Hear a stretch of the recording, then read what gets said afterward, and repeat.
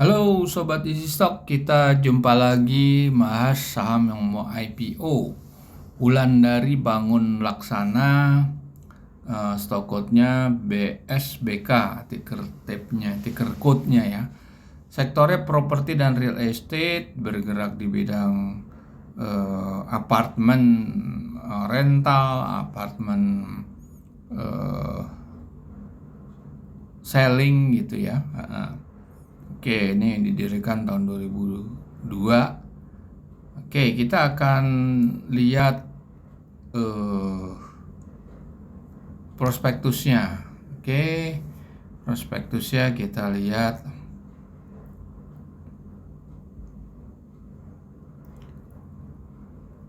Kita lihat berapa sih saham yang beredar. Nah, ini kelihatannya di sini. Jumlah saham setelah IPO, sebelum IPO itu sahamnya 20 miliar. Setelah IPO sahamnya 22,750 juta. Artinya 2,750 miliar itu sebesar 12,09% dijual ke publik. Oke. Nah, ini kita punya data di sini Juni tahun 2022. Laporan keuangan yang kita mau bahaskan di laporan keuangannya. Jadi ini analisa fundamental ngebongkar laporan keuangan. Oke.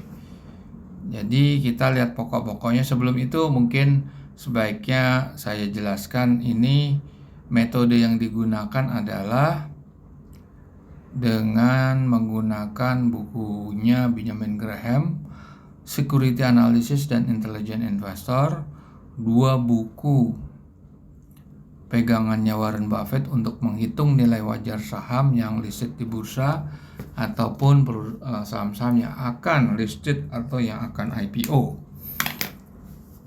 Nah, aplikasinya sudah bisa Anda peroleh di Google Play Store, tapi sekarang mungkin under maintenance. Jadi kalau mau request link, kita bisa share link ya, karena ini free of charge ya. Nah, untuk menghitung ini kita akan praktekkan melalui aplikasi Easy Stock. Dengan aplikasi premium kita bisa menghitung harga IPO-nya. Oke, kita harus bongkar dulu laporan keuangan. Laporan keuangan itu kita pakai 2 periode. Periode yang last update, karena yang semester 1 itu tidak komplit, jadi kita memakai yang kuartal ke-1. Dan kita juga lihat di kuartal ke-4 atau laporan tahunan 2021. Oke, sekarang kita mau lihat laporan auditnya ya.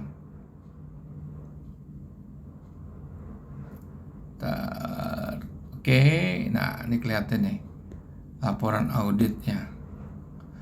Nah, lihat di sini. Aset lancar 141,8 miliar per 31 Maret. Kalau yang per Desember 31 atau laporan tahunan itu 164,8 miliar. Jadi ada penurunan ya sebetulnya. Ya, ini sebetulnya kita sudah bisa menganggap aset ini sebagai refleksi dari 12 bulan meskipun masih kuartal 1. Tapi kalau di statement dari profit and loss atau laba rugi itu kita harus setahunkan. Tapi kalau di neraca kita bisa anggap itu udah setahun. Nah, itu ada komponen-komponen uang muka, biaya dibayar di muka, dan nah udah itu aja. Dan aset lancar lainnya ini bisa aja aset lancar yang tanda kutip ya, tapi kita skip aja, enggak, kita pakai uang muka dan biaya dibayar muka itu harus kita keluarkan. Jadi 4,3 miliar dan 1 miliar, sekitar 5,3 miliar harus kita keluarkan. Jadi mengurangi aset lancarnya, kita cari netnya. Oke, berikutnya kita lihat total utang jangka pendek dan jangka panjang nih, kalau kita perbandingan aja secara umum ya, itu aset lancarnya itu 140. Kalau dikurangin 5 berarti ada sekitar 136-137 miliar ya. Ini kekuatan cashnya ya. Itu tidak bisa nutup ini utang jangka pendeknya, nggak bisa dia. Karena itu cuma 138, 140 pun nggak bisa. Karena utang jangka pendeknya itu 445 miliar. Jadi di sini ada defisit working capital. Nah, belum ditambah ada utang jangka panjang 670 miliar. Artinya neraca ini defisit. Kalau neraca defisit, kekuatan ada di rugi laba. Oke. Kita skip ekuitas ya. Ekuitas cuma kita untuk hitung rasio-rasio keuangan. Nah, kita lihat pendapatan dan usaha. Nah, ini kalau Desember tuh kan 238 miliar. Kalau ini kan kalau disetahunkan ya kira-kira berapa tuh ya? 220 miliar ya. Turun sebetulnya, penjualannya turun. Lantas kita lihat langsung aja ke net profit after tax. Kalau Desember 31 itu ada keuntungannya. Nah, lihat di sini keuntungannya kan lebih daripada salesnya. Make sense nggak? Enggak kan? Sekarang gini, penjualannya 238 miliar. Kita lihat yang 2021 ya, Desember ya, 31. Penjualannya 238 miliar dikurangin biaya direct, biaya produksi, itu laba kotornya 74 miliar.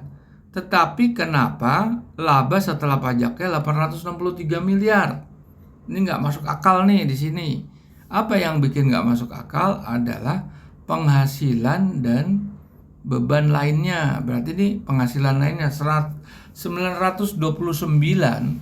miliar, ini nggak masuk akal. Berarti ini akan mengurangi 800. Berarti kalau dikurangi itu sebetulnya negatif dia. Oke. Dan kita lihat di laporan keuangan kuartal 1. Laba brutonya 38,9 miliar. Laba bersih after tax itu defisit 1,9 miliar. Rugi ya? Oke. Nah, udah kalau perusahaan rugi nggak mungkin bayar dividen. Nah, ini ada lagi di sini aktiva tetapnya adalah capex nih, pembelian aktiva tetap 5,4. Kalau ini 1,550. Oke, kita nggak bisa lihat cuma laporan audit hanya statement di halaman depan yaitu balance sheet, rugi laba, dan cash flow. Tapi kita harus lihat catatan auditnya. Oke. Catatan audit kita harus masuk ke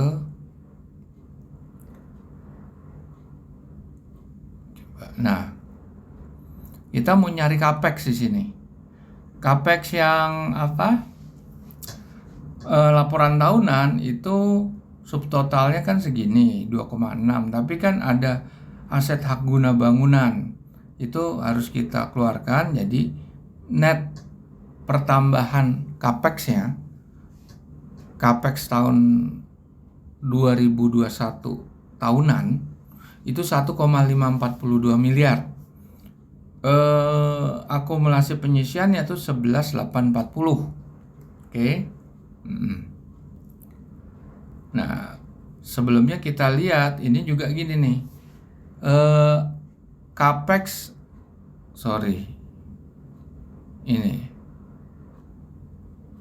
Capex untuk 31 Maret ini kan 9,6 miliar, tetapi 9,5 miliar itu dalam pembangunan. Jadi belum bisa dicatat itu. Jadi untuk itu capex-nya aja 185 juta. Akumulasi penyusutannya itu adalah 2,840 atau 2703 miliar, 2,7 miliar. Oke, kita mau lihat breakdown daripada rugi laba.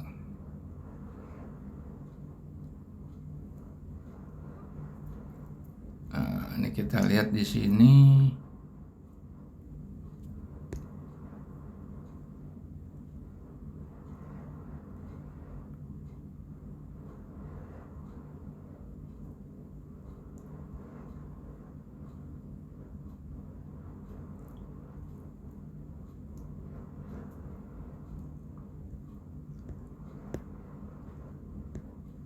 Nah, ini nyarinya memang kelewatan ini.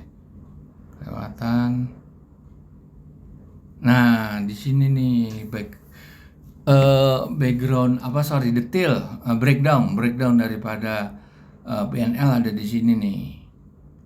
Kita cari penyusutan, udah ada kan, amortisasi, penghasilan dan beban lain-lain.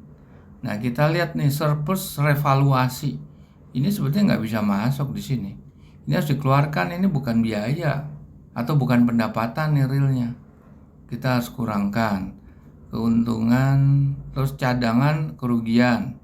Ini juga dikeluarkan 270, kalau ini ditambahkan.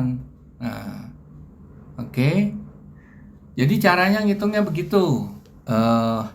Kita sekarang akan masuk ke Google Play Store. Oke, saya akan setel ini aja ya. Saya setel videonya. Oke, kita setel video. Sorry ya.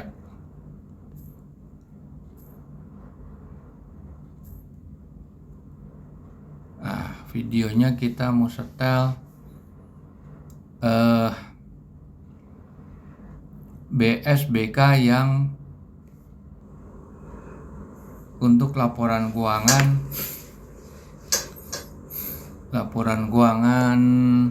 31 Desember 2021. Ini Anda harus isi semuanya nih di sini nih. Oke, isi semuanya di sini.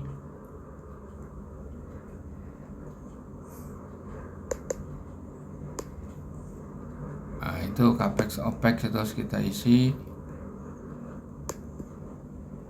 Laba bersih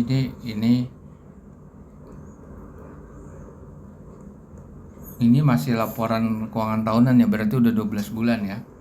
Oke, kita lagi skip aja nih. Asset stock, short term debt, net current asset. Nah, setelah itu kita klik. Harganya untuk tahun lalu itu masih antara 200 sampai 250. Oke. Kita lihat udah, ini udah set.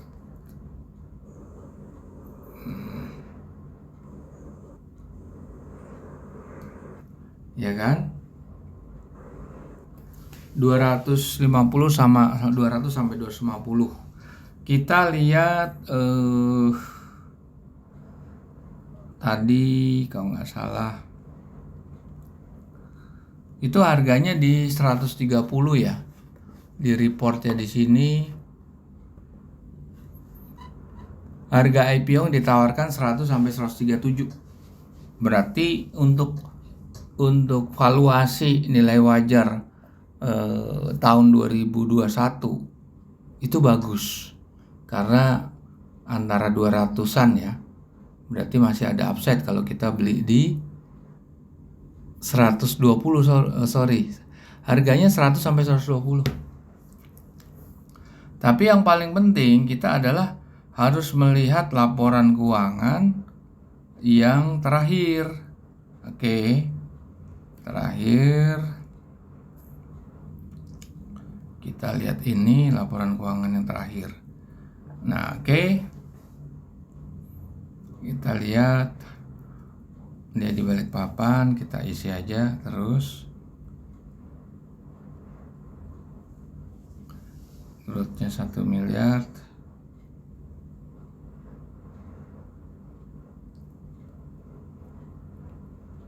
Oke. isi laba bersih setelah pajak. Itu perlu diperhatikan, ini harus disetahunkan kan, berarti net income after tax harus disetahunkan.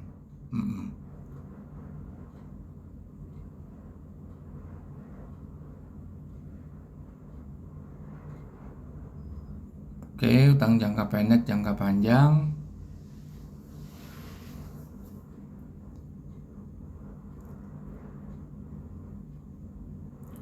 Listed stock.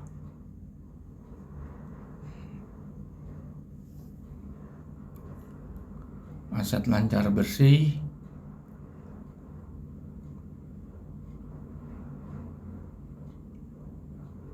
Kita klik. Berapa? Angkanya negatif.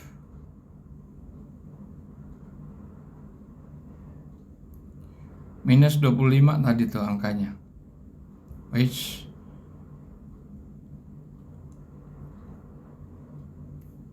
Oke, enggak, kita udah berhenti aja.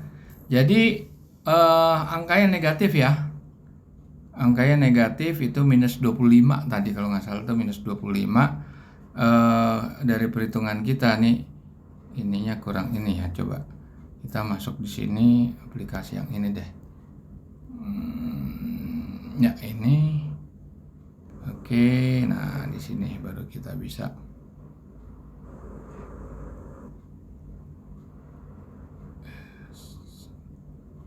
Nah, minus 25. Datar. Kita mundurin. Minus 25 sama minus 80 ya. Nah, ini tidak bisa dianalisa karena apa? Satu ya, net current assetnya lebih kecil daripada utang jangka pendeknya, artinya dia defisit working capital, itu satu. Kedua, cash flow dia meskipun dia net loss, dia tetap positif 6,2 miliar, tapi nggak cukup kuat untuk ngangkat ya. Berarti kesimpulannya satu ya di sini ya, industrinya ini industri yang rentan sama kenaikan suku bunga real estate ini kedepannya. Makanya saya kasih revenue growth-nya cuma 1,5%, dan ternyata hasilnya itu negatif karena terlalu berat dari beban utang, dan dia juga free cash flow-nya kecil. Free cash flow-nya kecil sehingga saham ini tidak bisa dinilai menurut easy stock. Makanya kita nggak rekomendasi untuk beli saham ini. Oke, terima kasih, kita jumpa lagi.